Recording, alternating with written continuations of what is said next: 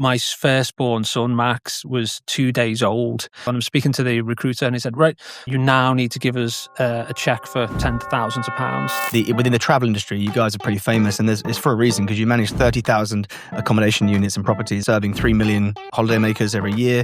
The group employs 1,700 people. The revenue is over 200 million. So we're talking about a big business here. Over the last 10 years, we made, I think it was 18 acquisitions. We've had the strongest peak campaign that we've had in 4 years post-COVID. The numbers are insane. Our CPAs are 40% down year on year. Pretty much put all my life savings into the business and said, right, I'm going to back myself and really go for this. They deconstructed your personality. Everything was filmed. You had heart rate monitors on. So week 2, we lost about 30% of the people who were on the course. This is the biggest paradigm shift of our generation. I will put the biggest books with the highest ROI every time, and I'll stack my chips where the highest ROI is. And when that stack is maxed out, I'll move on to the next stack. Leadership is creating an environment where success is inevitable. We obsess about this experience, and I call them the magic moments. If you can make that happen and exceed the expectations, then your brand is gonna really grow and do exceptionally well. So you are James Shaw, and you are the Chief Commercial Officer for Forge Holiday Group. But Forge Holiday Group is a group of companies that doesn't trade as Forge Holiday. People will know Sykes Holidays, they'll know Forest Holidays, and help me out. I mean, there's 20 companies in that holding company, in the Forge Group. Yeah, right? so it originally it was Sykes Holiday Cottages, and then over the last 10 years, through a combination of organic growth and multiple mergers, acquisitions, we made, I think it was 18 acquisitions. We also acquired a business in New Zealand called Batchcare, which is the largest operator in New Zealand. And we have an operation in Ireland as well called Hogan's. So they all operate on the same platform, and there's an engine which we can talk about that drives the e-commerce platform, which drives all the performance of all those businesses. But the brands that are facing the UK, predominantly Sykes Cottages, but we also have highly regional brands as well. Yeah, and then what the end result of that is now that you guys are one of the UK's largest holiday providers, and we work with you, and everybody knows you. Everyone we talk to, and if they don't, obviously we're making sure they do and partnering with them. But it's been fairly, it's been pretty nice actually, because within the travel industry, you guys are pretty famous, and it's for a reason, because you manage 30,000 accommodation units and properties across cottages, houses, cabins, holiday homes in the UK and abroad. You guys are serving 3 million holidaymakers every year. The group employs 1,700 people. You're a shareholder, a board member, chief commercial officer. I think you were the CMO as well, chief marketing officer. The revenue is over 200 million. So we're talking about a big business here. And I think we should talk about all of these brands because they're very different. But also, just before I do, your role, for anyone who's not clear, the chief commercial officer. You guys are based in Chester, I should mention as well, which is awesome. And we've been out to see you there, and it's an amazing setup, an amazing culture. That's the one thing that really, so 1,700 employees. And I've seen firsthand, because we came to your so it was your annual employee awards night. I was mind blown by the culture, and just everyone's just. It was like being in a kind of in a small pub with a bunch of locals who've known each other forever. What was the one thing that stood out from that awards night? Everyone's just got such a good sense of humor, and such a good. And also, people didn't. So the sense of humor is brilliant, and everyone's everyone's very personable, and even to me, it was like we were welcomed in instantly. So me and Stoyan It helps that you guys are doing a great job for us. That helps, of course, but we weren't. I don't believe that would made a difference. I think anyone could walk in there and they'd be treated because you get. Everyone's just in that mode of it's a upbeat, but also they tread the line very carefully. It's very, very funny, and it was some hilarious moments, and just I was literally belly laughing, but it still stays professional, and I don't know how that's achieved, but it's like an amazing culture you've got there. And when you think about the size of the business, and me and Jamie are building our business, and we're at 50 people right now, and we've got a really good culture, but I don't. It's not a given that you could maintain that at that sort of level of 1,000, 1,700 employees. So I think that's really impressive, and it's really one of the many reasons why we wanted to get you on today, so that we can talk about that as well. Yeah, and just by the way, I mean that's that was the first big sort of company event that Stoyan's ever been to. So you've set the bar really high for him. So every future event that he gets invited to is going to really disappoint. Yeah. But you've been with the business nearly a decade. I think you started as the chief marketing officer. That's correct. And you progressed to the managing director for Sykes, so running the whole thing. And then you've now chief commercial officer for the group. Is that right? Yes. That's right. You're private equity backed, private equity owned. As in your role, you're shaping and driving that commercial growth for the whole group. So what's that? Easy job? It's broad, and as I'm sure you'll be aware, private equity requires a certain level of growth and a certain level of trajectory and a forward-looking growth as well. So it has to be growth, but not at any cost, and it's got to be sustainable growth into the future. So part of my job is to ensure that we've got runway for the next 10 years. We talk a lot internally around how do we build a business for the next 100 years, and how do we ensure that our growth is sustainable and repeatable. So that's what we're always trying to do. So a lot of the growth levers that I pull are around how we operate in a two-sided market. So we have holiday homeowners, so they're the people who own the properties, and then we have guests, and our job is to create that platform and create that network to ensure that there's profitability for our holiday homeowners, and also our guests have an exceptional experience. And that's what we try to do. So that's where my job is ultimately to ensure that all of those core experience measures are ticked and everyone's really happy and our platform's really sticky. But at the same time, we need healthy and sustainable growth.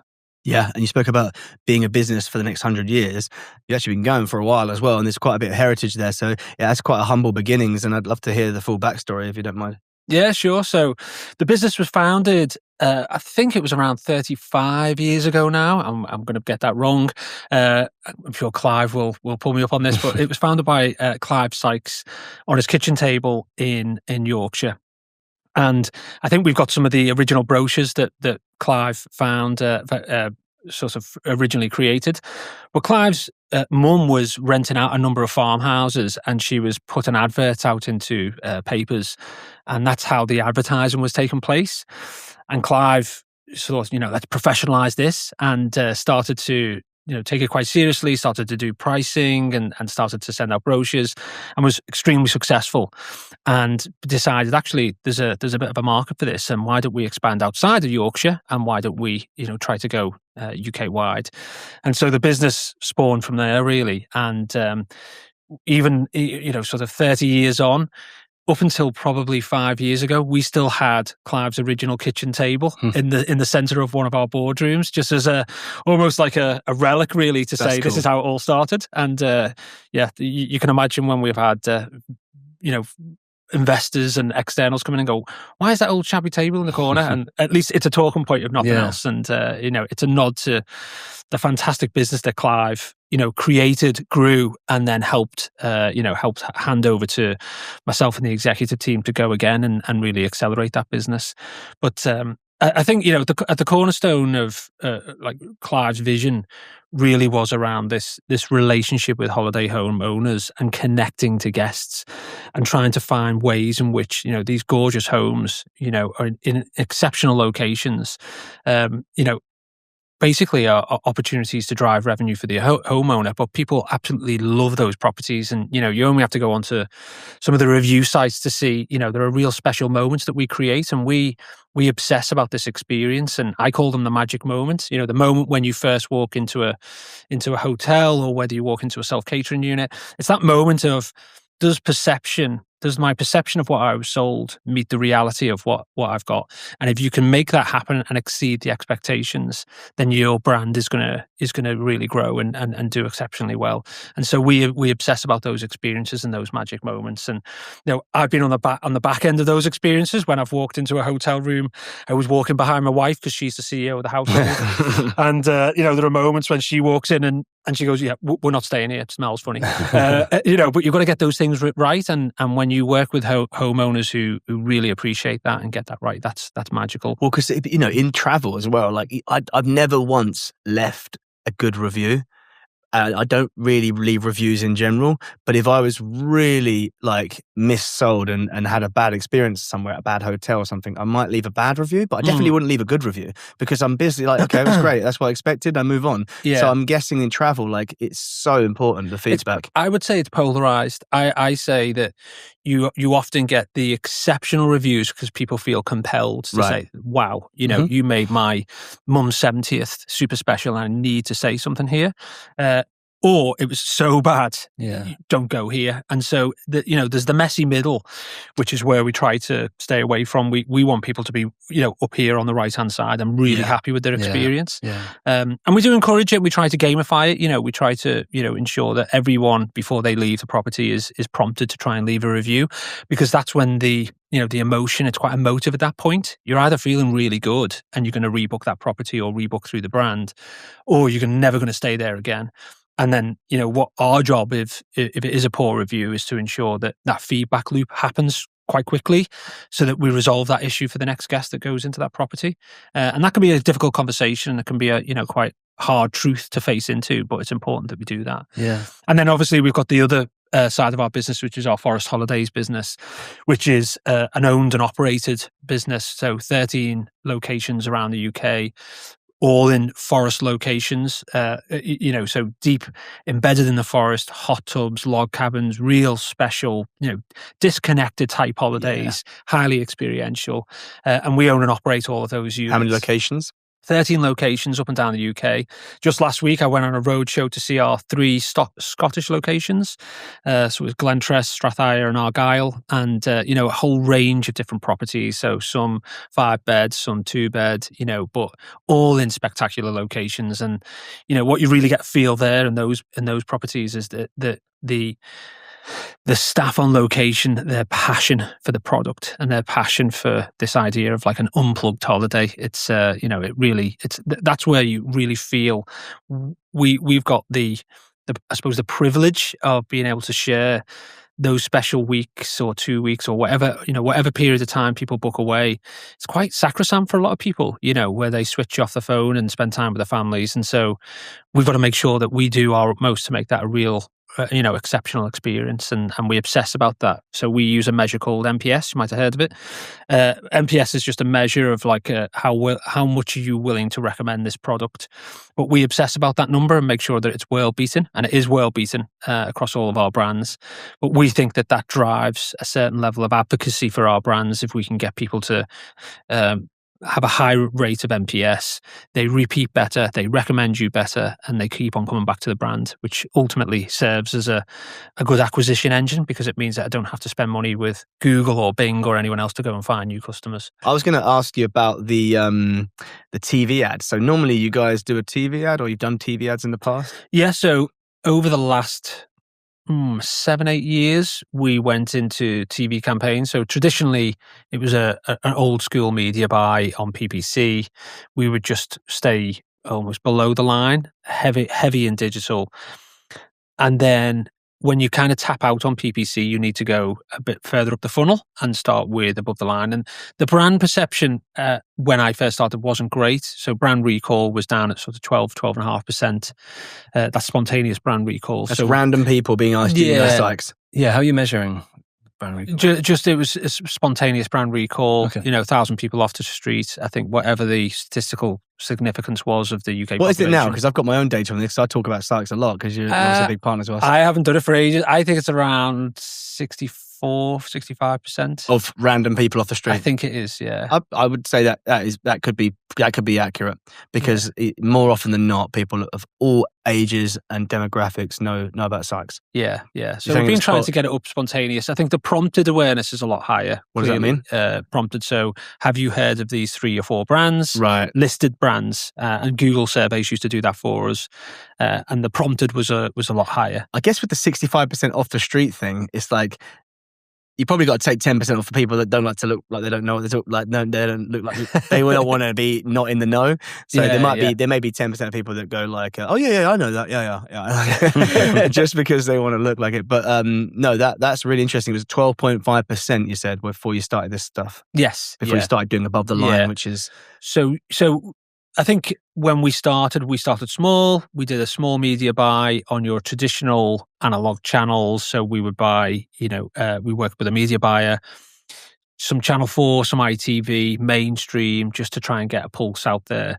And as the years have gone on, we've got more and more sophisticated. And this year was the first year that we really went, I suppose, fully native. If I don't know what the term is, but essentially we decided not to do a traditional TV production.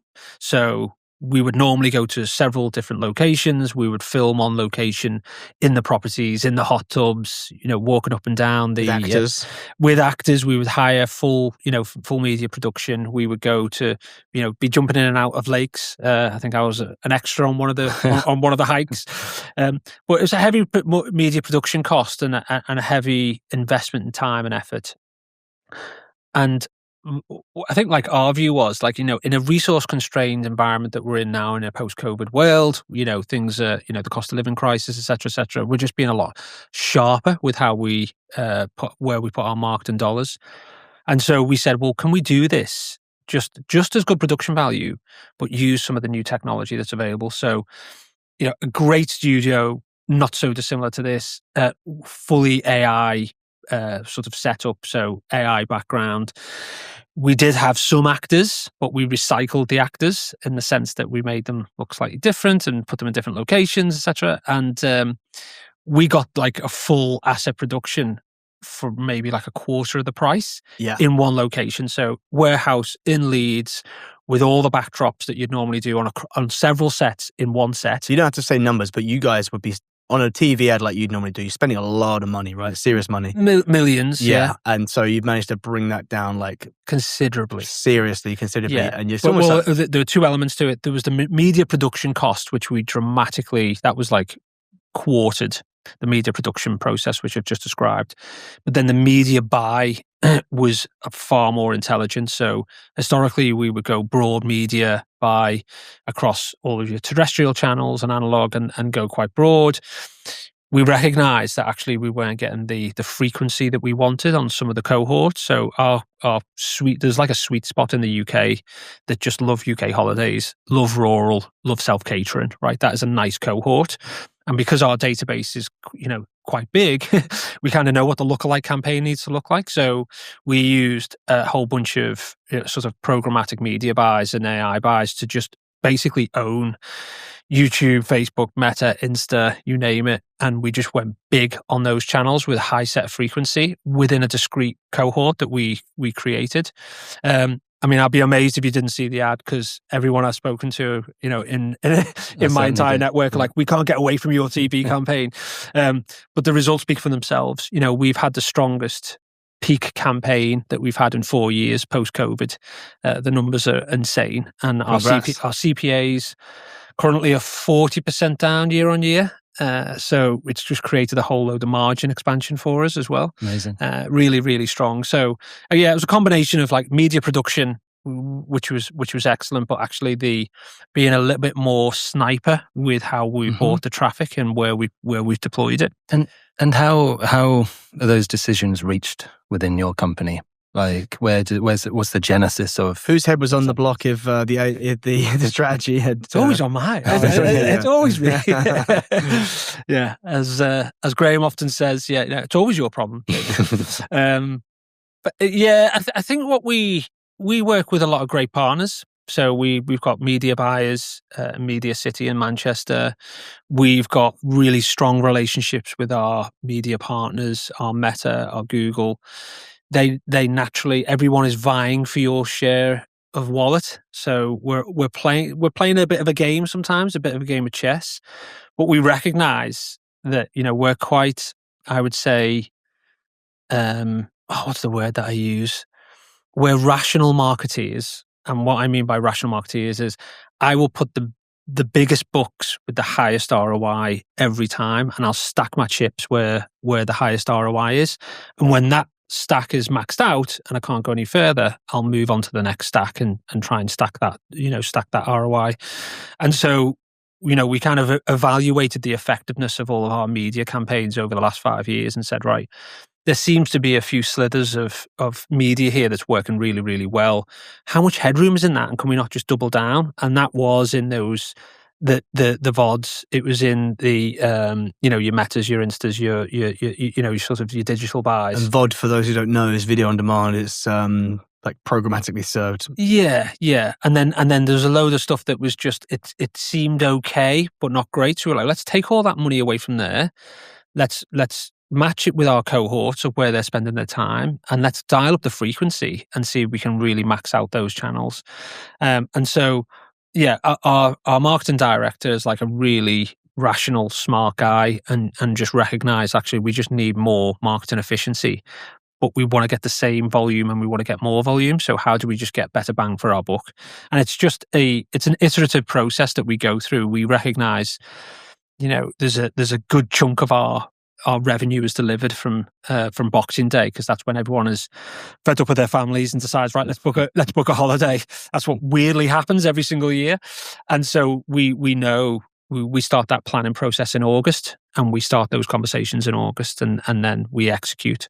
And so, yeah, we're coming to the end of January, which is our biggest month of bookings, and the results are really clear. Like, it's been the most successful media execution so far. But I think it's also given us real insight and, I suppose, excitement about how we might do media production moving forward, because, we've got around 30,000 units around the UK. We'd love to showcase all of them, but we can't literally get around the UK.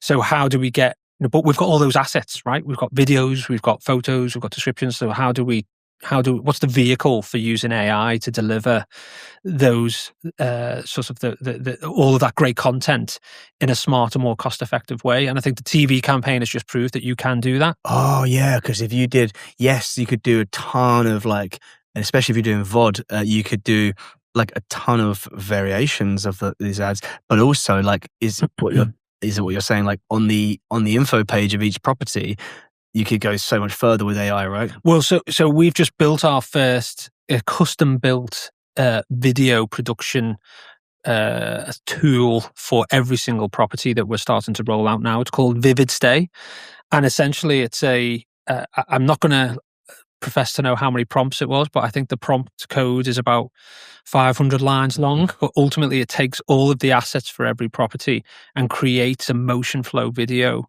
walkthrough video of each property. Wow. When we started that process, it would take upwards of, I think it's 3 or 4 hours. We've got it down to 30 minutes, and now we're trying to scale it. And I think it's just about processing power now. So it takes 30 minutes to make one. So you're just running that thing day and night. Yeah. So we've just bought one of these big NVIDIA supercomputers to see if we can speed up the production process. But it's a custom built. We've actually marketed it as a tool, Vivid Stay, as our own sort of. This is what I love about Sykes and you guys and Forges. You just don't play around. It's just I feel like stuff escalates quickly. Yeah, and that's what we always say about I'm like, shit, this escalated. Good stuff. When something works, you need to double, triple, quadruple down, right? And yeah, that's a great example. Well, I think it wins for all stakeholders, right? So if we can create a masterpiece video, 30-second video of your property, the owner's never going to want to leave because it's our IP, we own it. But also, if you visit any other property page, whether it be on an Airbnb or a smaller, more local business, are they going to have the level of highly curated quality content that we've produced?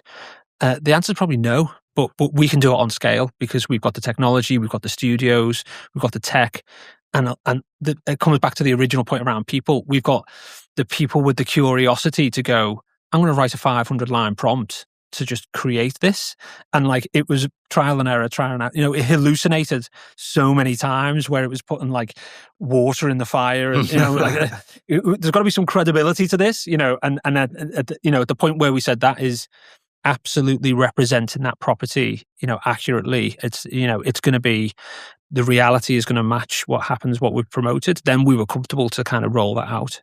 So that's I'm guessing you still QA every single one though, right? There's a human eye on everything before it goes out to, before we click publish, we make sure that there isn't some hallucination that's taken place. But the heavy lifting is done by go in with AI, you open a door like, whoa, what's in there?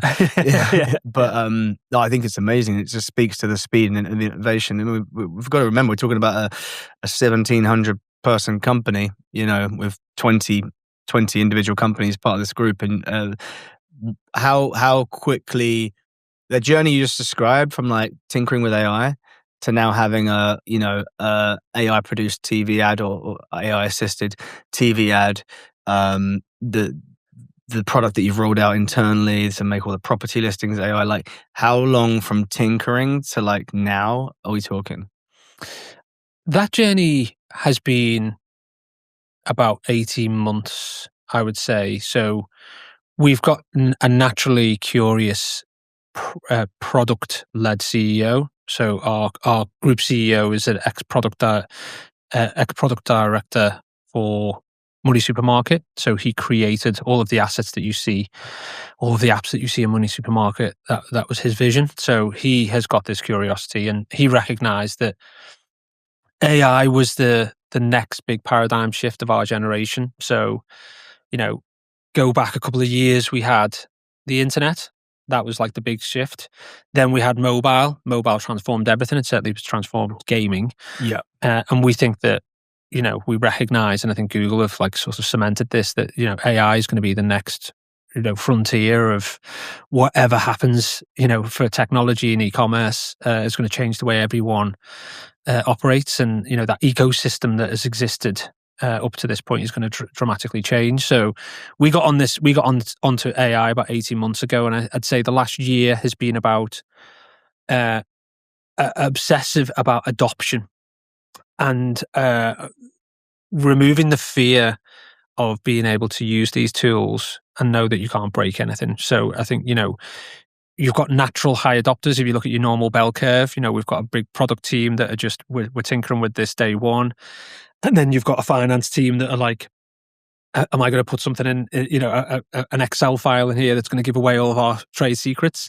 So it's trying to give almost like a sandbox where people feel safe. Have you solved that, by the way? So have you been into like the, you're confident in your framework now? Yes, yeah. So we have a very strict policy around approved tools that are, within the framework that we can use within our corporate environment. Yeah. Like Copilot, whatever. That's all approved, and we have a policy.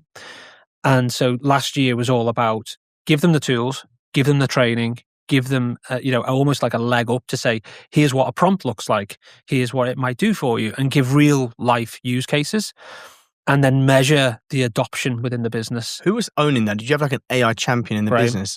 Oh, the CEO? Yeah. Right. Yeah. So he set up like super users in every department. We called it the AI Guardians Guild, where they'd meet once a month and just talk about, right, what's the coolest tool that you've created, and who should we tell about this? At that meeting, if you all agreed, okay, that needs to be widespread across the whole business. That's a new policy. Then boom, from that day, it would just get actioned. Yeah. So policy change, our head legal counsel would just say, yeah, this is approved. We created an AI legal counsel, so someone who is literally, an AI lawyer who's kind of given us all the policies so that we've got almost like a confidence in the background to say this is safe to use. That's saving Gem a lot of time as well. Yeah, tons. And so all of a sudden, we get to the end of this year, and I saw the numbers just in our board meeting yesterday. Our adoption rate is 70%. Across the business. Of employees. 70% usage of AI. With hotspots, obviously, so marketing and product and tech are like real heavy users. But there is high adoption across the organization. So year one was about how do we get a policy, how do we get people feeling safe, how do we train people, and how do we identify the use cases. This year is about proving the value and efficiency. So we've set ourselves some real hefty targets around operational efficiency that AI needs to give us, i.e., can we halve the sprint times for development? Can we produce more properties per FTE like sort of output content per FTE? Can we answer 30% of our calls using chatbots and do some smart deflection? Can we improve the conversion rate of our onboarding funnel by 40% using smart AI? So we've started to gamify it now. It's so simple, but such an important thing to do is to actually set targets. Yeah. Because people talk about AI so much and can debate it and for as long as possible. But you need to actually put a hard target KPI in place. What we recognised was the AI Guardians forum was almost like the Lord of the Rings kind of sat round smoking cigars or they weren't smoking cigars, but there was a lot of chin stroking and isn't this academically amazing? And I'm a bit of a hard arse and was like, well, yeah, but are we making any more money? Where's the value, right? Yeah. So if I want to tell a story in the future about what AI did to transform our business, I need to hang it off either an operational gearing or acceleration of efficiency. And when we spoke to, some of our other partners, so we have a number of external partners that support us with product development, they were saying we just set some real hard targets. Some of their targets, because they were all programmers, were like, you have to be able to, all of your programming has to be done via AI. You cannot program in a typical language anymore, like Python or whatever. So they set up just that target, and then they said sprint times have to be reduced by 50%. So your output needs to improve, and you need to use these tools. I've got a friend who's I think he's a middleware architect for Bloomberg, and he hasn't coded in a coding language in 2026 once. He's reviewing code. No, it's all in AI. But he's just debugging in AI. Yeah, right. 100%. Because that's just how it's gone, and the adoption rate has gone. The adoption rate has gone like this. So, I think this year 2, is about proving those value use cases. So we are seeing an efficiency of X, or we are seeing a reduction of Y, and we can really point to it because we've got the adoption now. So now we just need to really sort of drive in those use cases and see the value come through, because then it's a value story for the future as well, about how we've leveraged technology. Yeah, and then what do you think about this is such a hot topic. I almost feel a bit cliche asking it, because everyone's talking about it in our industry, in affiliate marketing and in marketing full stop, but especially in affiliate, because it's about getting credit to the person who drove the sale. Clickless checkout. So, moving towards a world where, for anyone who doesn't know what we mean, I'm talking to ChatGPT, I'm talking to whoever my AI is, and I'm saying, I want to book a cottage for my family. There's going to be 12 of us there. We need this, and it'll talk back to me, and eventually we'll land on a solution, and I'll go book Sykes for me, and it'll go and book Sykes. And so the problem that everyone's freaking out in affiliates is, we're not freaking out, by the way, because we feel like the fundamentals don't really change. But the problem is technically attributing that, because obviously it's going to be pulling from sources on the internet to find Sykes, sources that affiliate have put there, sources that your SEO team and all of your ads and everything, and all of your reviews, everything that a lot of other channels that are going to get ignored, it's just going to go straight through ChatGPT. Yeah. Are you guys?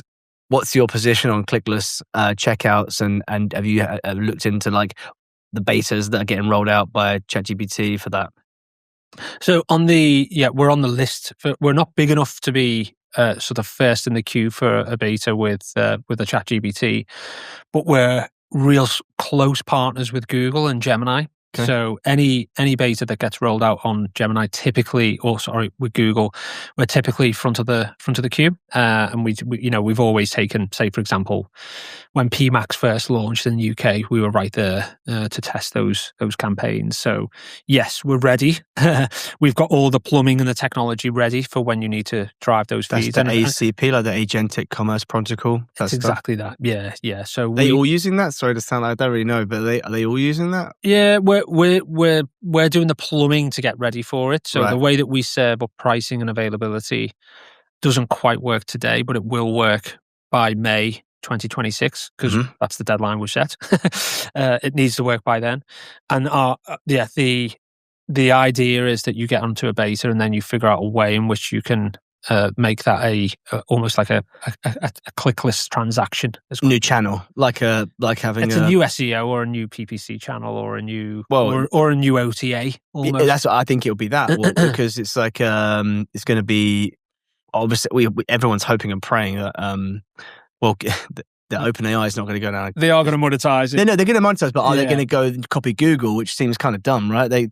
They'd be much better off working on a CPA or rev share or a cost, because then it's a passive, recommendation. It's a recommendation and a passive income. Whereas obviously, if you gamify and optimize for clicks like with Google, it's all going to get really weird really quickly. And it's just another Google, right? It's just another Google, right? Yeah. So with Google, like Gemini, I could see it, but I guess with all these betas you signed up for and all these things you're looking into, they've been very clever and they're not actually revealing their pricing, when they fully roll it out, what their actual models are going to be.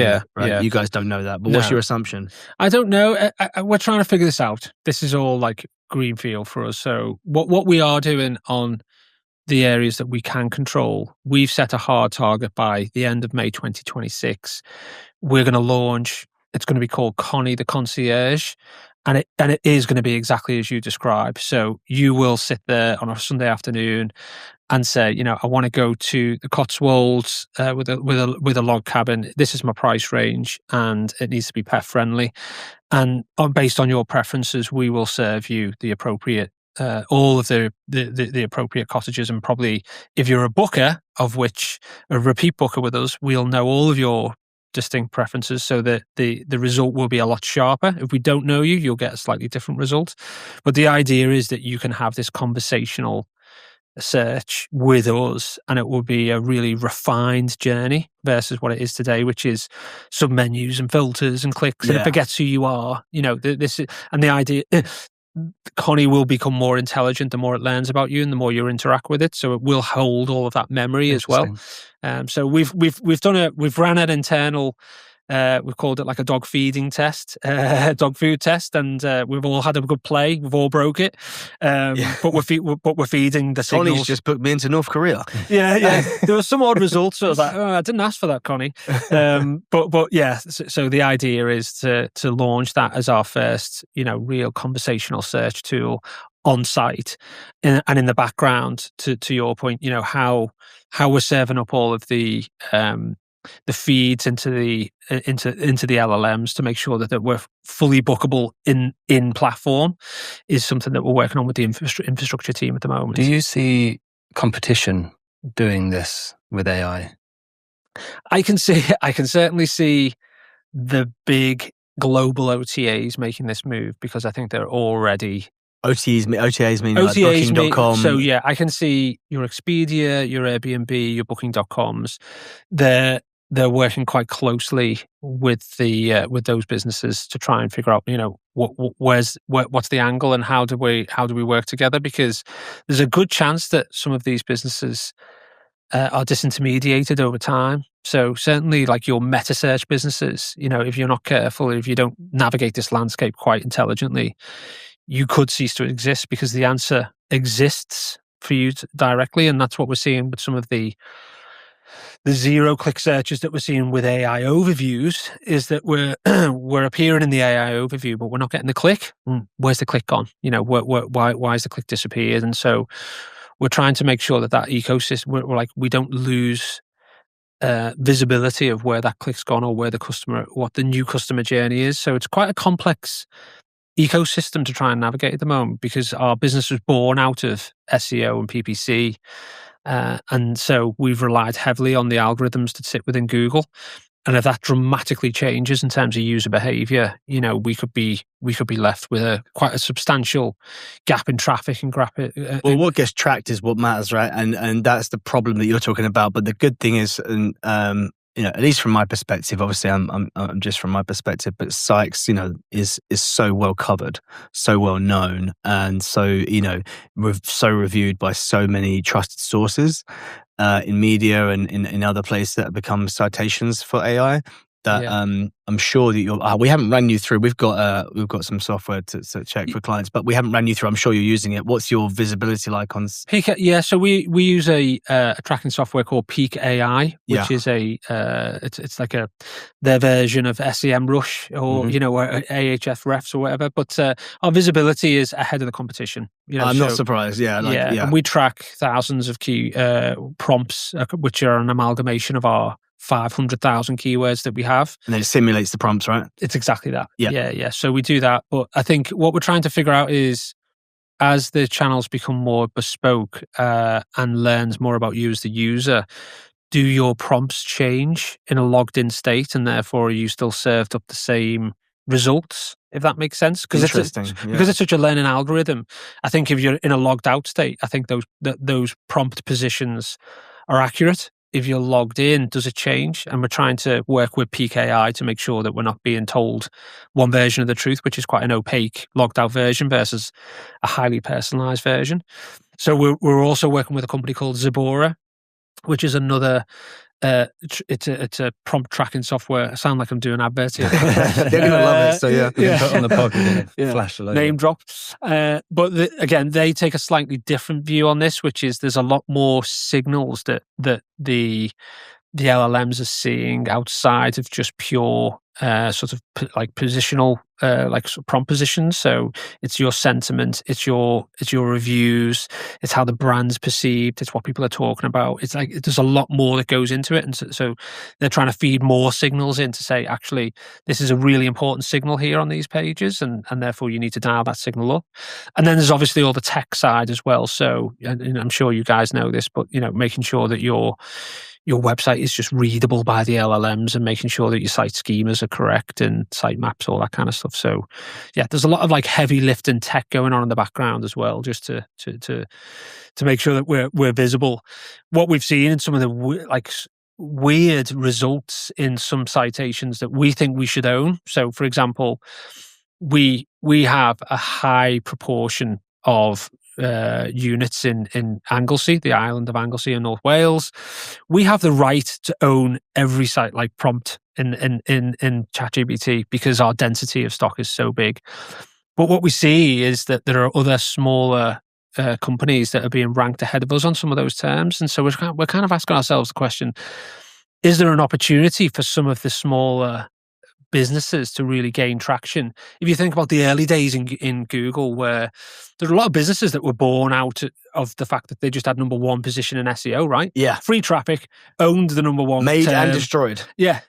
So, is this going to be a bit of a leveler in the future? We're trying to like future seek at the moment and say, actually, does this level up the landscape where actually it's no longer the person with the biggest pockets? It's actually, you've just got really, you've got good ranking in the LLM, and therefore, you'll surface up. And we're trying to figure it out. Yeah, but what's driving the rankings? That's what really matters, right? Yeah, and I had this conversation in our board yesterday, which is like Google won because it served up the best possible result for the user and matched their need state. And so by right on those Anglesey prompts, we are the best choice. I know we are because we've got the most diverse set of properties and we offer the best range. So I know that we should be number one. And so if they're not serving up the right choice, does the platform lose some credibility, and therefore, do people defect and use tools that are more robust and give them the right answer?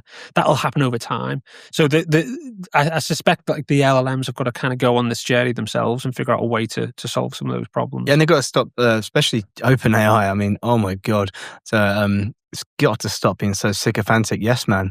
Like I've had to put in like custom prompts and then redo them and say, remember this in my OpenAI, in my ChatGPT. And I've told my wife, like, you should play with that a bit because it's like, it's insane. Do you have that do you have that with yours? In terms of just serving up the same. It's just so. Telling you what you want to hear. It's just so biased. I think it's the last couple of updates it's basically changed in terms of, I've got it in like a cold hard fact mode now. Yeah. So it will literally tell me no preamble of, that's a great question, and blah, blah, blah. And it won't offer to do stuff for me either at the end of the output. So it will tell me what I've asked for, and it won't then say, do you want this made up into a table and me to compare all of the site's properties in the area? just get straight to the point. If you were to say yes to every question, you'd be stuck on it all day long forever, wouldn't you? Yeah. Like in an endless loop. But you know what? It's exciting. That's exciting anyway. Some people find it terrifying, but I think you guys find it exciting. We find it exciting. It's the most. We see it as honestly, I think like this is the most exciting time to be alive in e-com. And just this is the biggest paradigm shift of our generation, and we see it as a massive opportunity. And we're trying to figure out a way that we can win because that's our bias, and we think as Clive did back in PPC days, we get first mover advantage. We just gain a whole load of runway ahead of the competition. So we're healthily paranoid, but we're trying to just keep our ears to the ground and figure out a way that we can test this stuff. I think it's the best way, right? Yeah, you guys are like, if any business is set up for, really kind of riding their wave as it shapes, it's you guys. From everything you've said so far, I mean, things that I didn't even know about. Another exciting thing is social commerce, because obviously, we run a TikTok shop division, and we're a TikTok shop partner agency, and TikTok is, I'm like 36 and I'm Instagram, and I don't know about like you guys, but like, TikTok's not really like my personal life, the kind of go-to, but it is insane. The volume is kind of hard to get your head around, like the adoption that they've had and how big it is, right? So there's now this pile-on happening of, like when every brand, there was a time not too long ago when not every retailer was available on Amazon, right? Because they didn't want to pay the Amazon tax, or they hadn't got round to it yet. And I'm talking about less than 10 years ago. And I would want to buy something, and if it might not be on Amazon, and sometimes I'd check, but sometimes I wouldn't. Now I expect everything on Amazon, and it is, right? Yeah. Everything is on Amazon because there's been a huge adoption curve. And the fact that we're kind of early on in the adoption to TikTok Shop as the kind of social Amazon now is just the most exciting thing to come along for a while in the affiliate world anyway for us. But what is even more exciting, I think, is that they're flirting and they're making announcements and teasing, but bookings to happen natively in TikTok. It might be, I don't know how they're going to make the commercials work, because they like a lot of the money, right? And so, if you're, obviously, you guys have got margins that are non-negotiable. Yeah. Because you've got your hosts, you've got your property owners and stuff. But have you guys explored that much, TikTok Shop, and got a bit of a plan for what that might look like? Yeah, I mean, I think again we were paranoid about TikTok when it exploded, because you could just see the dwell time on TikTok, and you could see. I think it was the first social platform to not be second screen. It was first screen principle. So people were actually saying, right, I'm gonna go up to bed for 2 hours and go on TikTok, where previously they were watch TV and scroll on social. Right. And so that for me was like the step change, whereas like people are really super engaged. And I think we, love or hate the algorithm. The algorithm is like weirdly accurate and latches onto your, sort of your biases really quickly. So there's something quite nuanced about TikTok. And we just said, let's just throw a load of stuff at it and see what happens. And let's not be so curated as we would normally be, because we think that, Instagram is a little bit more gold plated and, a bit more polished, whereas TikTok just feels like it's user generated content on the hoof. People are just, chasing the dog down the beach or whatever. And so we've tested them. We've just hit a few, sort of gold mines as we've gone through. And I suppose the shape of that really is working with really smart, engaged micro influencers as opposed to mass market. I've got some of the stuff here. Carry on. Yeah. So we've got like a whole bunch of stuff that has gone viral in the last year, and it's just working with really like people who know how to talk to an audience in an authentic way. And we found that, some of these micro influencers have really figured out like what our brand stands for, what we're trying to do. And it comes back to those magic moments. There are small moments on holidays that make the holiday, and it wasn't necessarily what you think it is. And it's trying to find those platforms and those channels authentically, and work with them closely and not be as transactional. And so that's where we've grown up on TikTok and started to hit, a couple of sort of sweet spots.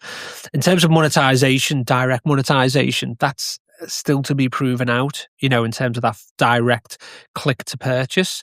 But what we do see is, the secondary benefit of what we've done in the last 18 months is the volume of indirect traffic through our attribution model, through direct and brand, as a result of where the first click started or where the first view started in our social channels. What socials? I'm not surprised. I've got it here. So you had a viral post in last year, which got 3.4 million views, reaching 2.5 million people, and it was we'll pull it up on screen right now on the pod, but it was when the grandkids finally leave, and it's two grandparents waving, and that went absolutely bananas. I can't remember I think you might have it there, but it's the two girls who talk about like the one friend who you can just be yourself with. There's a version of you that only exists when you're with your best friend. Yeah, there's a version of you that only exists with them. Yeah, so casual. Awesome. They're obviously in a Sykes property, right? Yeah. So they're in a Sykes property. It's an amazing kitchen with a giant island.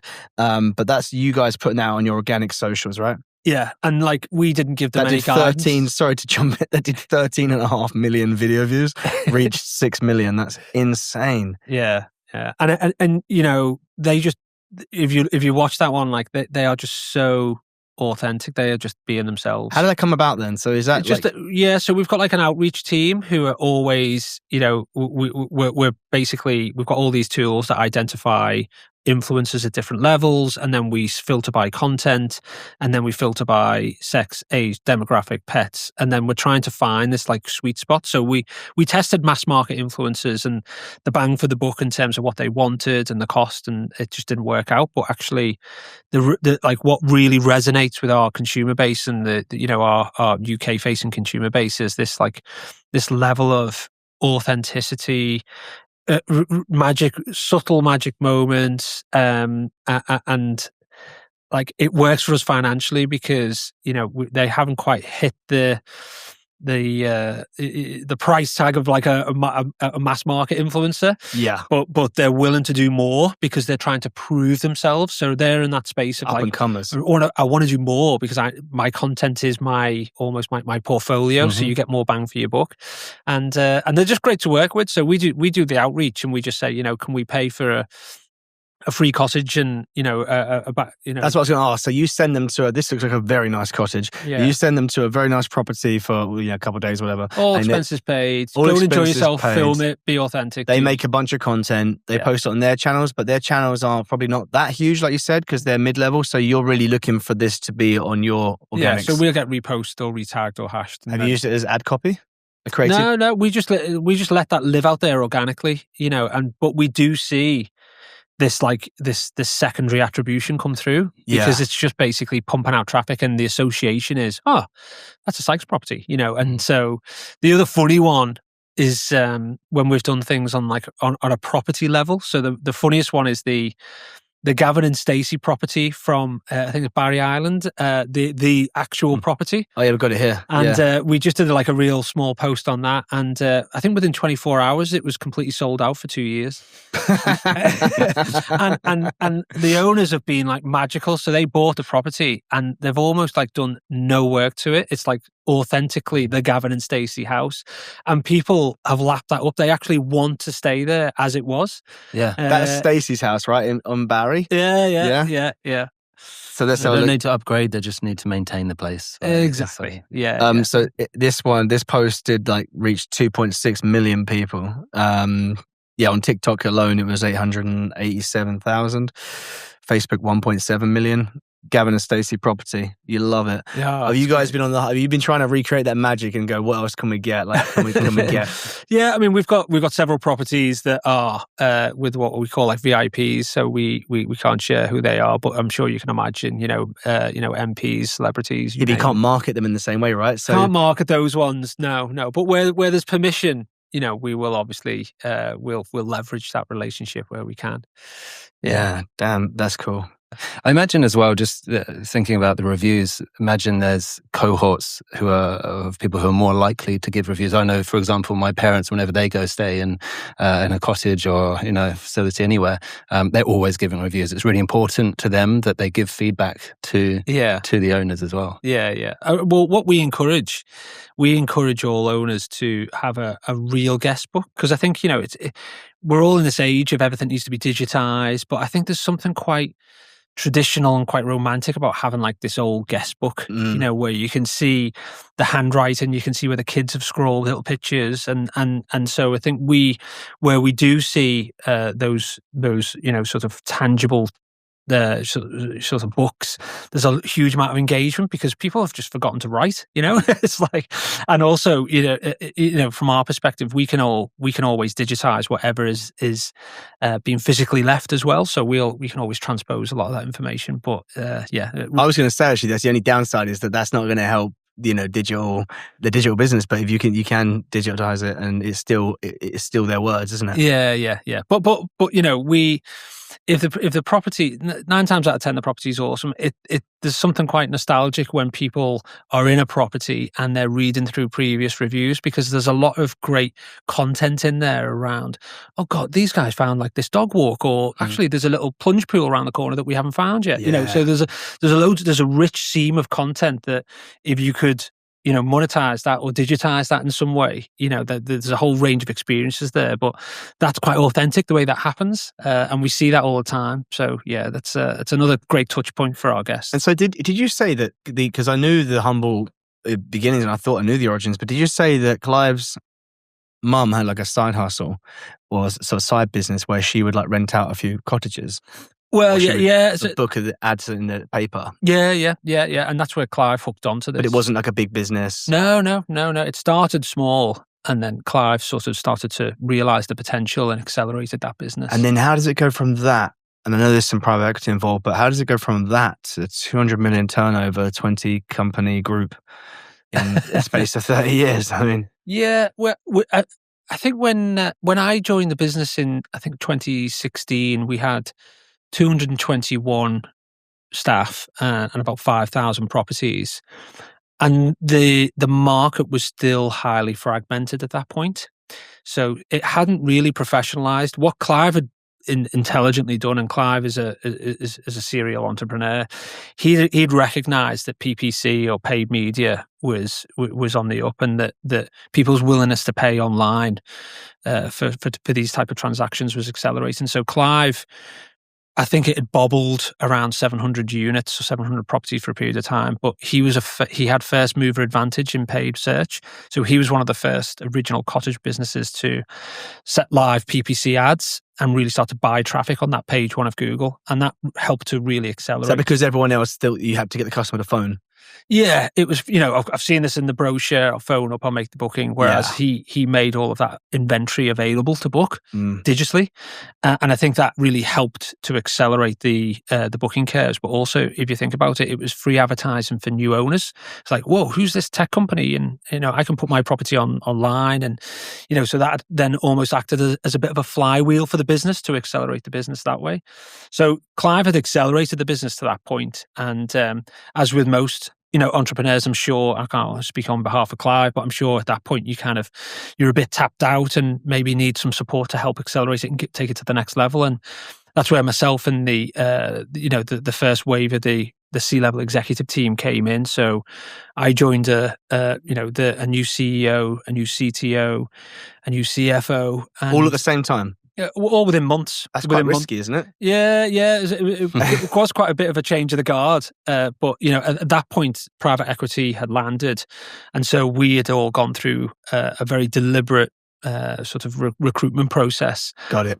And what was so funny about those early days is, I speak well of my colleagues, that I was bowled over with how good my colleagues were. Like, I felt quite intimidated.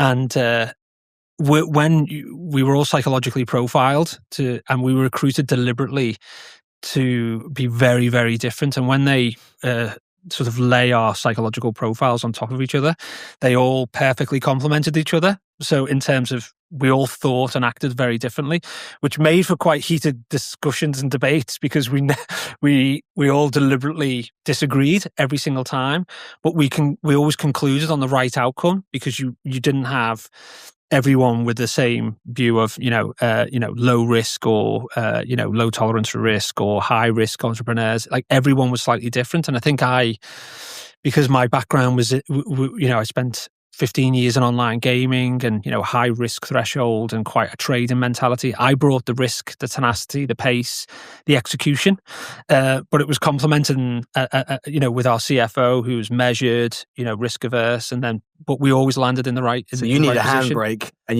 I always needed a handbrake. I always got told, be more patient. I was like, I don't know what that word means. We need to do it now. But what was it that drew you into the company when you were going through the hiring process? You obviously saw something there, but what initially? There was a few trigger points for me, really. So online gaming, whilst it was far in advance of most sectors that I've got a lot of people who have worked in e-commerce for a long time, but online gaming has always been quite advanced in terms of the technology and the way that they acquire customers and the way that they extract lifetime value and the way that they trade. So I enjoyed working online gaming, but from a moral compass perspective, it can feel quite dark at times. So there is a small cohort of customers that, have an addiction and that can be quite painful and quite, be quite a pull on your sort of moral compass. So that was starting to weigh on me.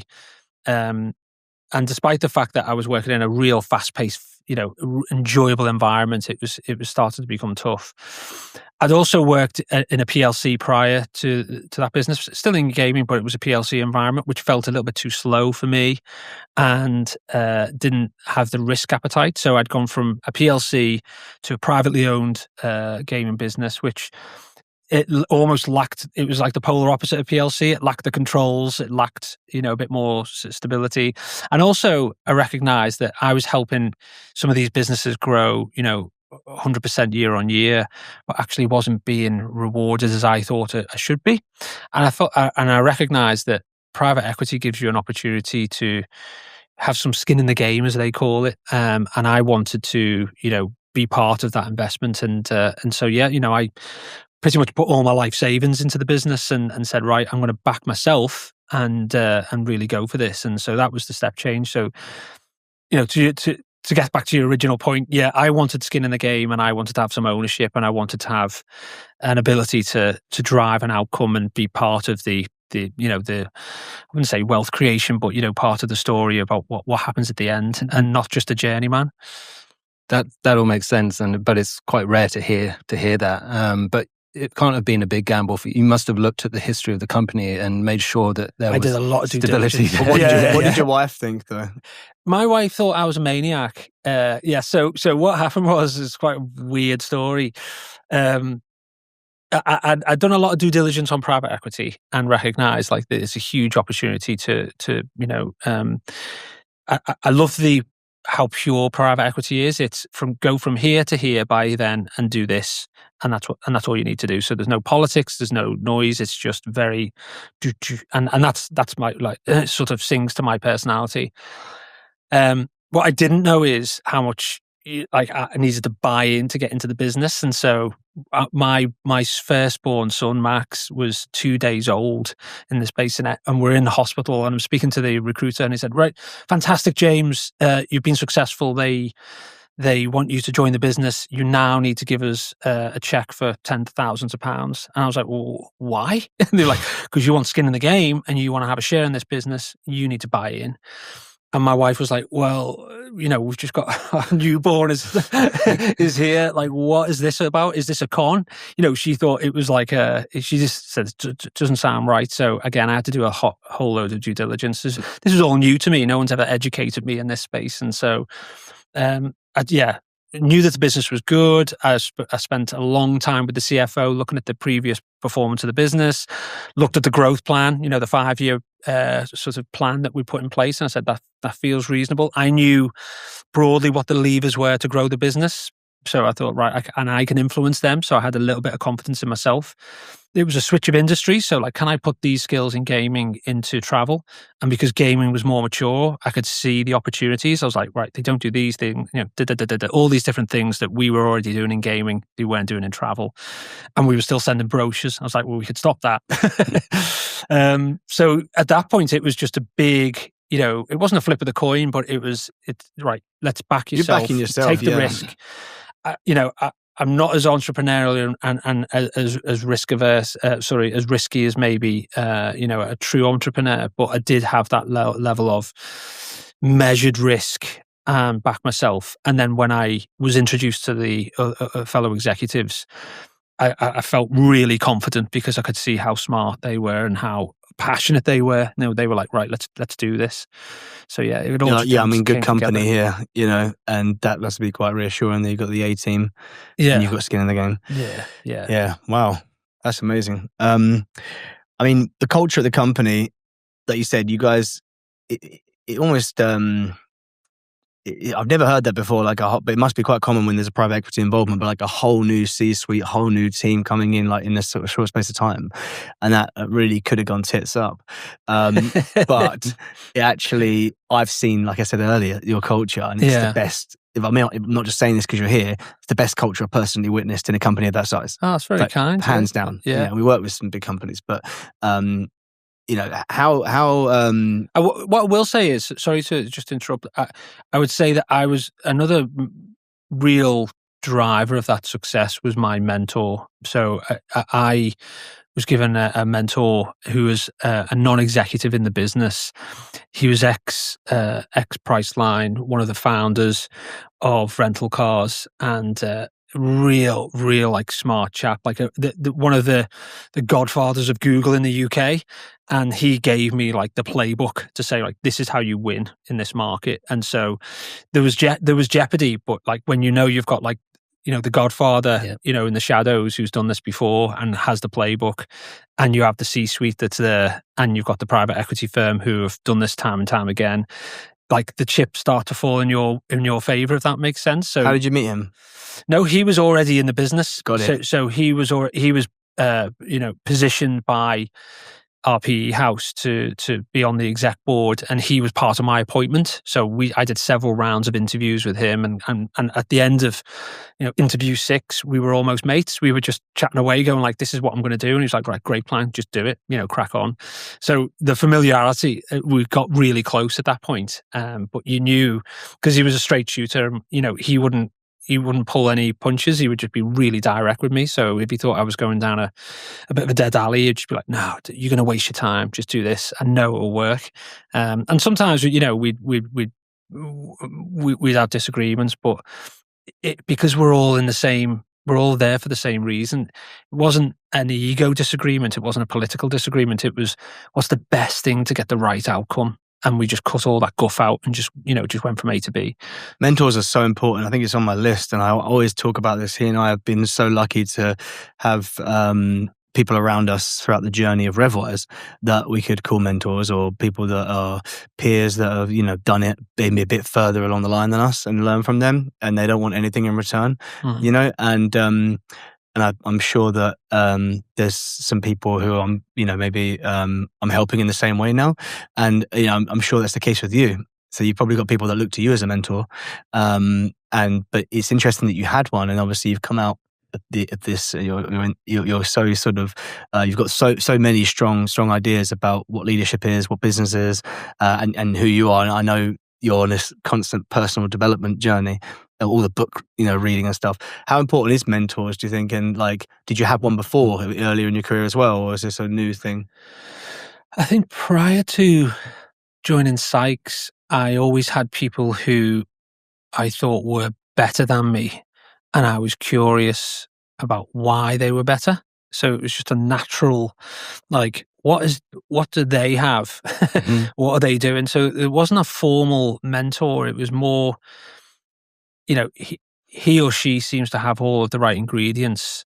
What am I missing? So previous to joining the Sykes business, my managing director, Chris Sheffield, at a company called Betfred, was a serial entrepreneur, extremely successful, joined Betfred and the team to accelerate that digital business, and hired me. And he taught me so much about leadership and this idea of noise and signals, which you've probably heard, which is like, when you run a business, there's just everything is your problem and everything's important, but you have to have a discipline to say, actually, the signals are, these are the 3 things that I just need to do consistently to drive value and growth in this business, and all the other stuff is noise. And I'll hire a COO, or I'll hire an operations director to just deal with the noise. But and he was always, kind of tell me that, like, James, you come to me with like 100 problems, right? What's the 2 things that you need to do? And like, he would just cut through that and go, wow, And so, yeah, it wasn't deliberate back in the day, but he recognized that I had the leadership capability, and he put me on a course whilst at Betfred called what was it called? Leadership development for the future leader at business Cranfield Business School. 3-week residential, brutal, absolutely residential. Like you're living there for 3 weeks. Yeah. Wow, brutal. Right. What's that cost?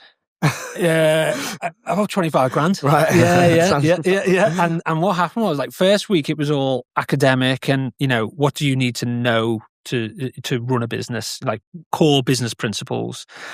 The second week, they deconstructed your personality. And so they had you doing a whole bunch of things, like SAS for the mind. So it was like, you got to go and everything was filmed. You had heart rate monitors on.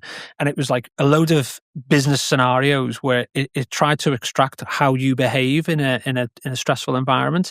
And then it would play it back to you. So you'd see yourself, how you reacted. And then you had a psychologist come in and go, okay, so when you were part of this team, this is how you reacted. And I'd say, like, no, I didn't. And then she just press play and go, well, when David was trying to make a point, you just cut him out and didn't listen to him. But actually, his point was the reason why the business failed. And I was like, oh my. And so the whole idea of it, that second week was to, this is your perspective of who you are as an individual.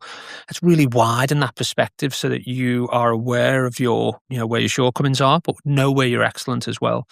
So week 2, we lost about 30% of the people who were on the course, because people just could not hack it, because you're also given this 360 feedback, but you're giving it in person. So you're all in a big circle and you're going, right, this is what I really think of you, Gary. Not in a nasty way, but it's like, you said this and this is how you make me feel. And if you continue to do that, I won't work hard for you. But you're excellent at that. But naturally, a lot of people hear all the negatives. Yeah. So people are just like breaking down. Wow. And then the third week, they reconstruct your personality. So they give you like this body armor to say, okay, now you know all of this. How are you going to react when you go into a business environment? And they brought a company called Air Partners in, which was a real business. It was a private jet business that does it, for celebrities. And they gave us a scenario where they were losing market share, and they were like, right, pitch what you would do to transform our business. And you had to work as a team and then pitch to their board, and their real board came in. Wow. And again, it was all about, how you behave, how you interact, how you convey, a lot about EQ as much as IQ, because we had like a whole bunch of real super smart people, but didn't read the room at all. So it was like, how do you balance the right level of EQ in the room as well? And what they were talking about is the levels of EQ start to rise in the boardroom. How would you define EQ?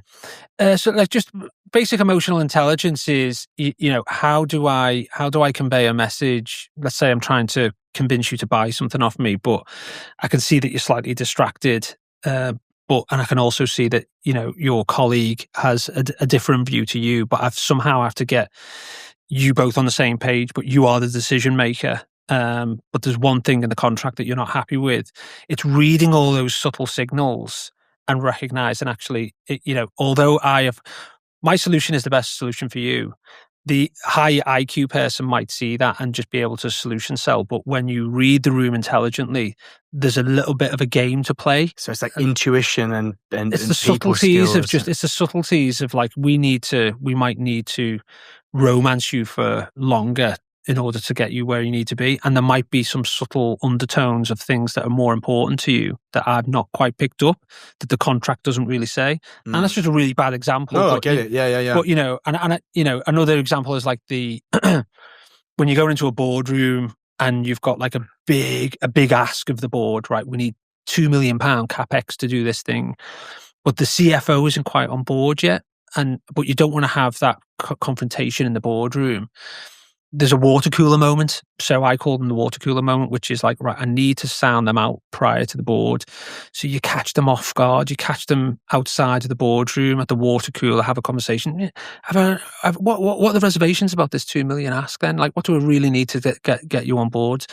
And then you can have a real natural conversation in the board environment, which is more formal, to say, well, I spoke to the CFO and we both agreed, didn't we, ahead of the session, but you've squared it then, because at that point, they're gonna have to either back out or deliberately be confrontational. But you've softened and you've understood what the need states are. Got it. And so these skills aren't taught. They're not, these things are, and Cranfield tries to create the environment where you come up with these scenarios, but it is still quite artificial. But I talk a lot about, when you get to a certain level, you stop hiring for IQ and can you do the job? You just assume that that's done. You're hiring for fit, you're hiring for EQ, you're hiring for drive.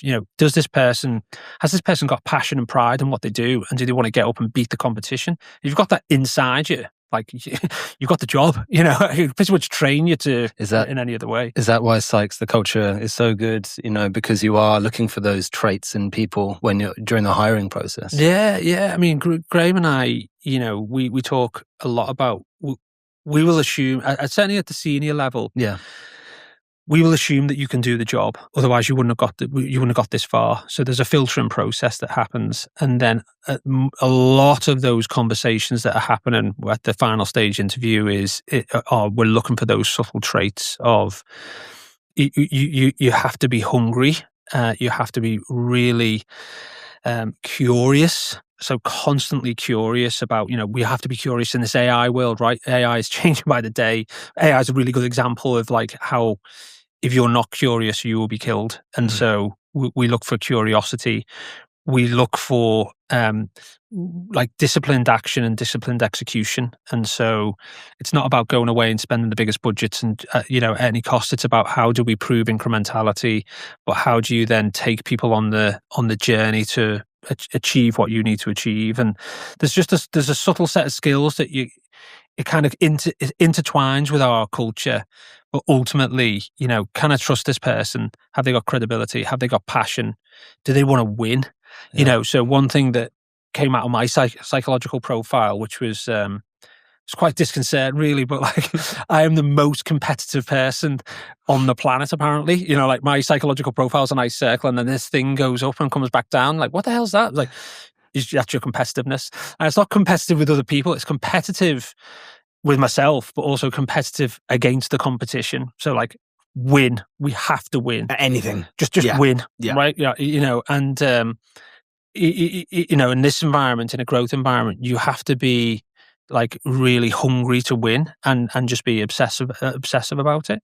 And so we look for all these subtle skills. And so you can be the smartest person, gone to the best university and have the best grades, but if you don't have that, like that I call it like the street fighter mentality that's built in, then we're not gonna get on. We're just not gonna get on, because it's like I will just be asking those same questions and it just won't happen. It just won't identifying that interview is so bloody hard. Yeah. And like, it's something that he and I talk about a lot. It's like we don't want to be you don't ever want to build we don't, maybe you might tell us we should, but we don't want to build like a really drawn out, like, because we don't even have the time for either, like, interview process for senior people.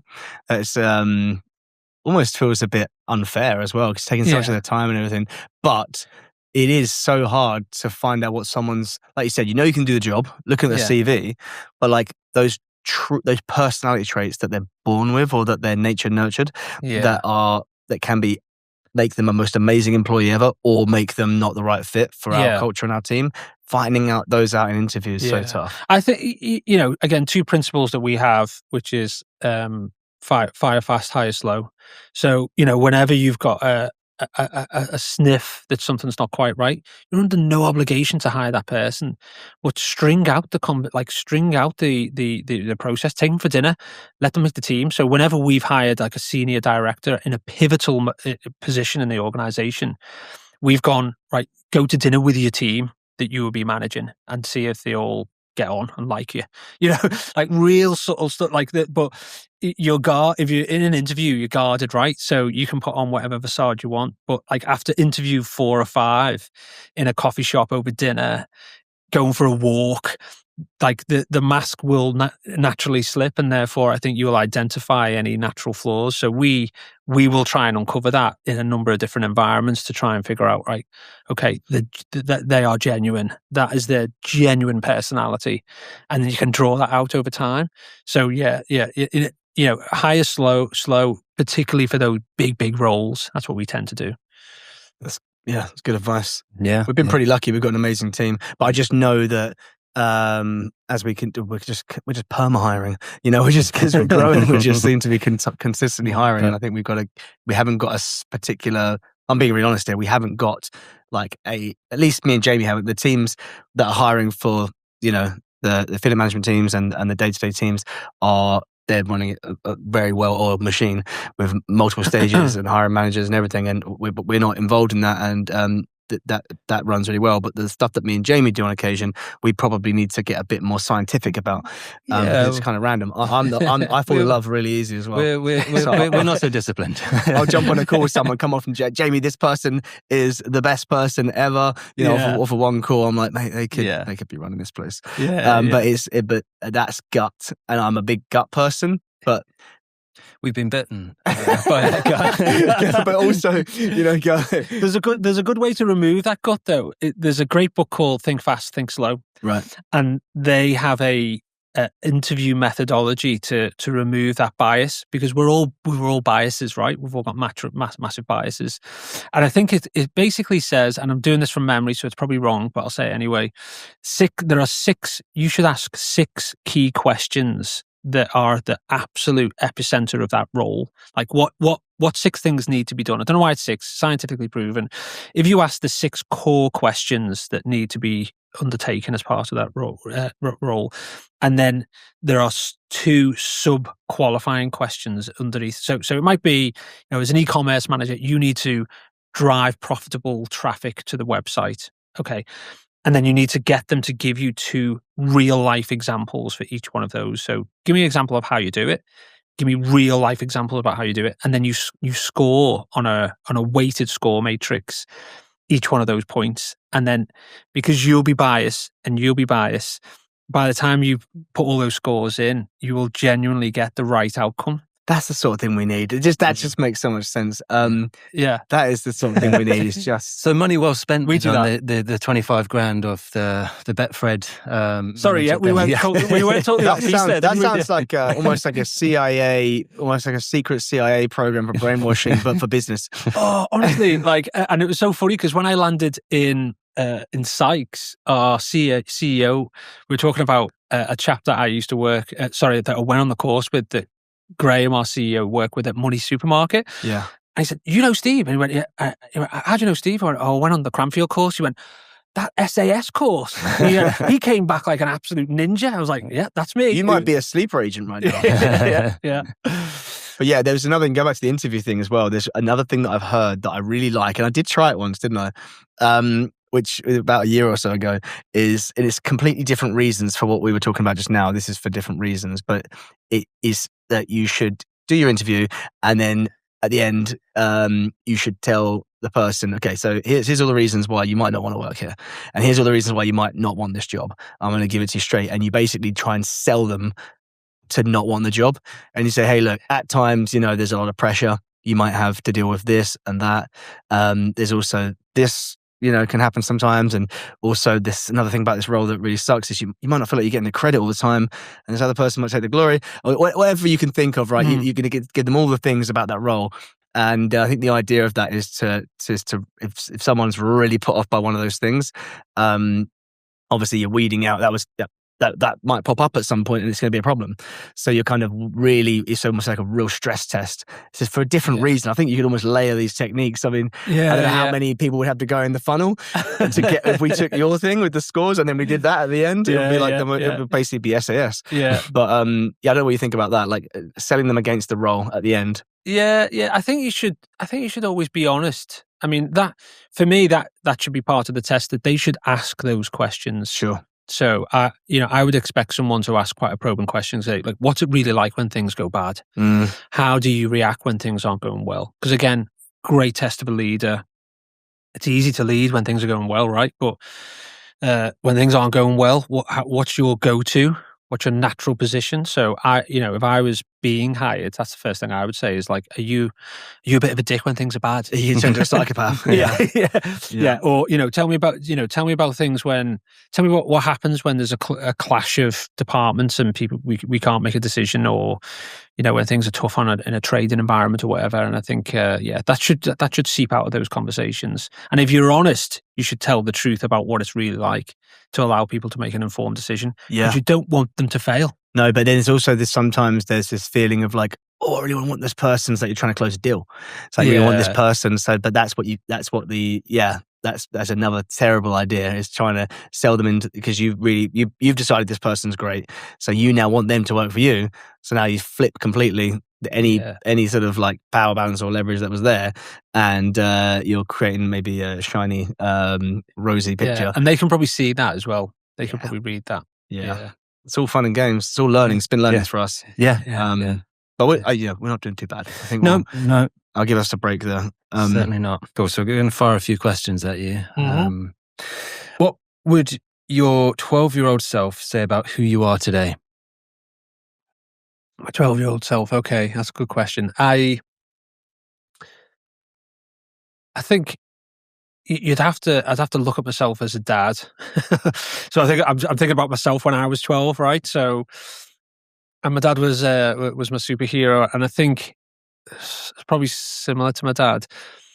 I work hard and I play hard, and I think if I'm looking at myself today, that's like when dad is there, he's 100% there. I only know how to do things like in top gear, so I can't do things in halves. And so I have to compartmentalize my life in the sense that when I'm in work, that's it. You get all of me and nothing else. But when I'm home and the laptop's off, he and my other son Henry, they just get all of me, and that's probably what I'd like to hope. I think I'd see, that I'm in the room. So when you're home, you're pretty good at like not jumping on your phone, not like staying connected. Yeah. I do enough in the office, unless it's an emergency, clearly. And 9 times out of 10, most things can be resolved without an emergency. I think it's really important to just try to be device free in the room, be fun, because I think we spend so much time in like formal settings and quite serious environments that kind of being a bit silly with your kids is a good way to like let off steam, so and like I'm a big fan of like trying to dump my excess adrenaline, because I've always got too much adrenaline as well. So having 2 young boys to sort of release all that adrenaline, go for a game of football, tennis, you name it. How old are they? 6 and 10. 6 and 10. And like they are, their testosterone levels are starting to peak. So they keep me energized at the same time. So I think, I think I'd like to think that I'd see a lot of my dad, because my dad was exactly the same, good energy, and always had a level of fun and fully committed to that fun as well. So I've always got that saying in my mind, which is like, just work hard and play hard and do both at the same time while I've got energy. So he was your first mentor. Yeah. It sounds like that's like, good on you. I actually think that mine comes and goes. Sometimes I catch myself and say, no, you've been on your phone too much this evening. My kids are with me or whatever, but I'm on my phone too much. But being self-aware of that and wanting to improve it is halfway there. Do you know what I mean? Some people obviously are completely oblivious to it, but then what I've been doing recently, which is why I admire what you're saying, is what I've been coming in and sticking my phone on like a footstool we have by the front door, and then I'll leave it there until the kids are in bed. And it's not every night, so I'm not going to overplay how well I'm doing with that, but it's definitely, it feels good. It's the right, it's the right way to live, and it's a gift for the children. Yeah. And I think they pick up on it. I think they pick up on it. Certainly my eldest is, I think we were watching Spider-Man the other night, and I picked up the phone and he said, "Dad, you're not watching this." Like he was annoyed that my daughter does that. Yeah. You're not watching this, Dad. Come on. And so you got to be aware. I'm really aware of that now, and to get around that loophole that you talked about, which is like the phones at the front door, like my watch triggers whenever the phone triggers. So I can always have a glance, and if something's blowing up in the office, I can always go, oh, I will actually get this. Got it, but you can't actually interact in your watch with the same way. Yeah, I with can the just phone. go, oh, right, okay, It's it's not the boss, it's all right. Yeah. I'm curious though, because you're at the forefront of making sure that your company is at the front of the AI queue and everything, and also when it comes to thought leadership and thinking about the culture of the company, and then actually being on the tools, doing the job. Like, there's a lot there, and I'm curious as to how you find the time, where you find the time to be there and up to date with it all. I think the long days. I start at 5:30. I have to exercise. I have to do at least half an hour exercise. And the exercise, I don't know whether have you read the 5 a.m. Club? Mm-hmm. Another great book. Like the 5 a.m. Club is like this principle of like you exercise for 20 minutes, you journal for 20 minutes, and then you're grateful for 20 minutes. Is that where the crows came from? Yeah. Okay. But I'm not, I don't live by the book rules, but what I try to do is when I'm doing that exercise, I try to figure out like what needs to be done that day, what needs to be conquered that day. So if it's on the treadmill, it's like, right, okay, I've checked the emails, nothing's burning. Okay, what needs to be delivered? Because sometimes your inbox can just hand you the day, and then your day is driven by other people's priorities. I totally disagree with that. And I got a new rule with my EA this year, which is no more than 4 meetings in any day. And every meeting has to be at least like around 45 minutes, because if they're back to back, I'm not paying anyone the courtesy of being prepared for their meeting. Yeah. So there's days last year where it was like 7 meetings in a day, all back to back. I'm not useful. Mm. And by the time you get to meeting 7, like, am I really that useful? So, trying to take a leaf out of Bezos's book, Jeff Bezos, which is like, have the really hard brain power meeting in the morning when you've got all your energy and your coffee, and then maybe ease off in the afternoon and do the more playful stuff and the engaging stuff that doesn't take as much horsepower. But coming back to the exercise piece, the exercise piece is as much for me to prepare for the day and get myself in a good sort of headspace to be on the front foot, as it is just for me to try and keep the pounds off and try and stay healthy 20 for the minutes. kids. So, because I'm actually feeling inspired right now hearing you talk, and I've heard the Bezos thing, and it speaks to me as well, because I've got so much energy in the mornings. My brain works so well, and then obviously you have the afternoon slump, right? It seems to be so. But I like, to your point, I might have my most important meeting. It's random. So the most important meeting that day might happen to fall at 3 p.m. and my brain might not be working as well. Yeah. So actually blacking out certain times and having rules to stick to is probably a really good idea.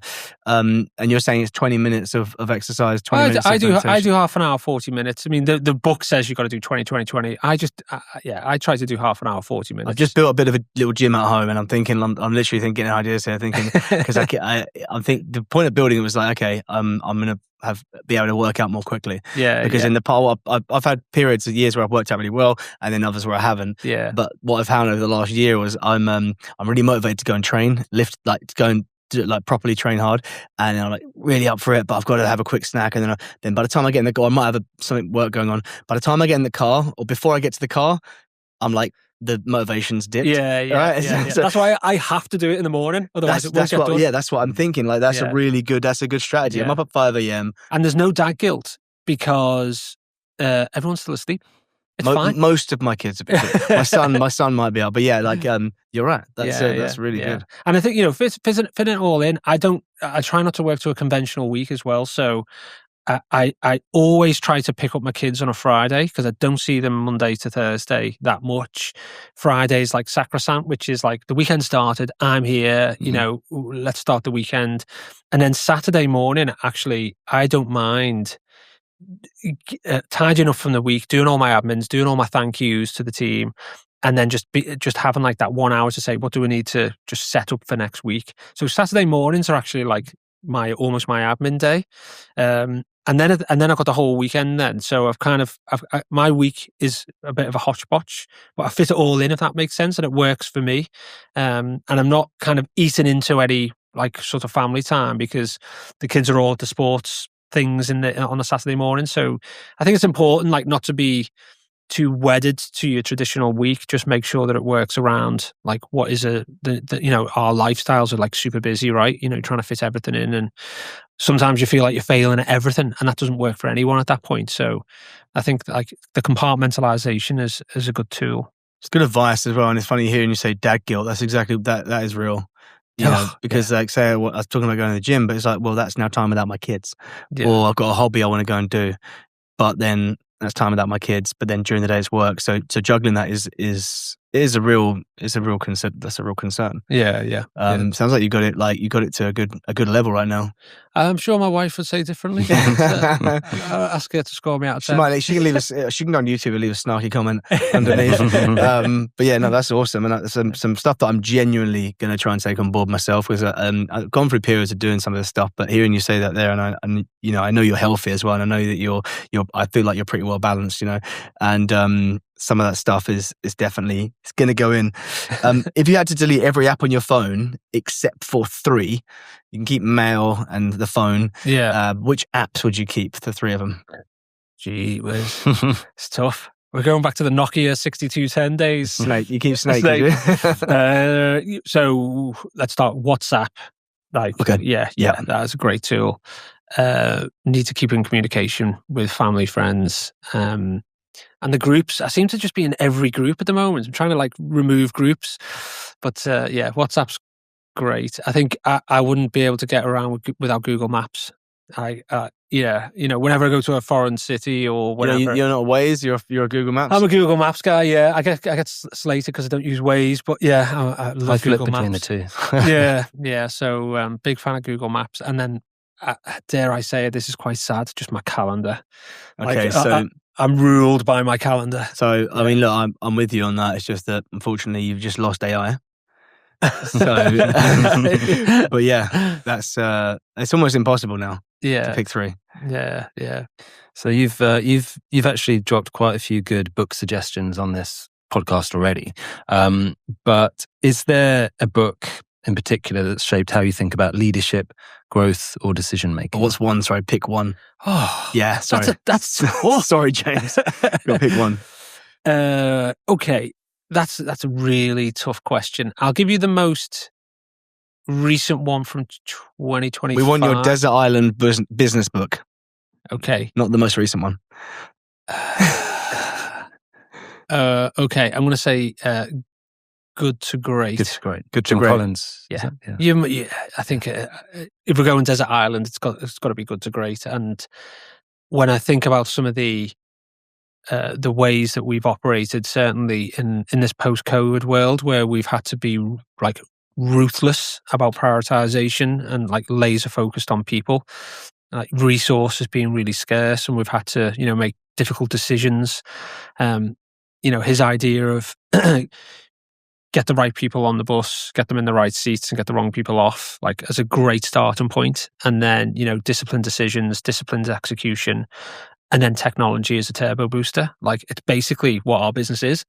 Just described our business in a nutshell. And there's just so many great lessons and so many sort of great comparisons. Also just super relevant for your business, just because a lot of the businesses they talk about in that book are big businesses, lots of people, and that's exactly what you have. And that's what you're working in, right? Yeah. I think what you've got to do with that book, though, is supplement it with an execution manual, because a lot you could fall into the theory trap with that book. And so I supplemented that book with the 4 Disciplines of Execution book, which is we call it our 4DX program. And there's 4 core principles with that program which we've implemented, which is concentrate on your wildly important goals. What are the most important goals that you need to achieve? Concentrate on lead metrics as opposed to lag metrics. So a lead metric is a really good analogy for this one, which is if I want to lose a stone in weight, which I probably do need to after Christmas, you don't look at the scales, because that is your lag metric. That is the result of all of your efforts. What you do is you start to measure, did I go to the gym 5 times a week? Did I 500 less calories. They are your lead metrics. And as we all know, when you start the gym in, Jan 1 and you don't see any effort, like you're thinking about the lag metric. But what's really important in those early days is the lead metric. Because if you keep on doing that, the compound impact will inevitably mean you lose weight. So that's like principle number 2 as 40x. Then you keep a compelling scorecard. That's number 3. And the scorecard, as you'll know, you've been to our office, you cannot get away from a dashboard, whether it be properties, service, bookings, revenue. We obsess about keeping score. And as you know, I'm like highly competitive. So like I always keep score and make sure that everyone understands what their score needs to be. And then finally, it's just this cadence of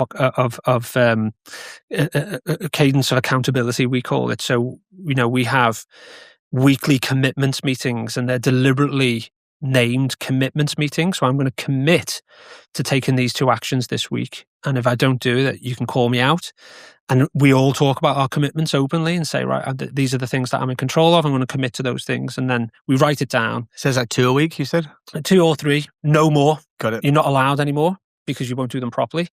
But the compound impact of everyone around that table coming back the next week and saying, did you meet your commitments? Did you meet your commitments? And then what are your commitments this week? You have 300 people doing that all at the same time. You can imagine the impact that has. It's funny. It's so funny. We actually started that with our senior leadership team this week. We didn't call it, the 2 commitments or anything, but it was, we want everybody to have an objective. They want to complete it by the end of the week. Then the new week is I'm already thinking we've got to strip it back because it's more than 2 or 3. It's like everyone's got a list of shit. So Jamie often says, it might not feel a lot. Yeah. But them doing those 2 things really, really, really well, and the fact that you're all around the table doing the 2, it's the compound impact. Yeah, it makes so much sense. And something that Jamie often said before, and I quote him on it all the time, is when everything's important, nothing's important. Yeah. And that is the problem when you've got there's like 5 of us on that meeting, and each person's got 10 things. It's like 50 things, and how much of it really matters? Yeah. And how much of it can be delegated, or is it just business as usual? Yeah. Dropping some serious wisdom on us. Thank you. I got one for you, and we'll make this the final word. Quick fire question. Finish this sentence. Leadership is creating an environment where success is inevitable. Damn. Had you rehearsed that? Dropping zeros. That is from an offsite, again, led by a really sensible, balanced leader that has mentored the business essentially. And that phrase, he said it's a real honor to lead people, and you're not there to lead from the front. You're there to just create the environment and just give them all the ingredients just to be brilliant, because a lot of the time they're smarter and they're sharper than you, and they have all the answers. You just got to create the environment. And when he said that, it's just it's the one phrase that has always stuck with me. That's amazing. Light bulb, yeah. Yeah, and so we're honoured to have you on. Thank you so much for coming on with the pod. It's been so good. I already know, and throughout there were many moments where I was thinking, damn, I need to write this down. And I was like, it's been recorded. So I'm like, I'm going to be listening back to this one, I think, more than anything. And that's because you guys have accumulated at Sykes so much and so much knowledge and learnings, and you yourself, and you're able to articulate it really well. So I'm grateful for that. And it's been a really good one. Yeah, thank you for hosting me. It's been a pleasure. I've got lots of sugar in me now anyway. Yeah, cool. Well, yeah, thanks. And cheers. Yeah, cheers. Thank you.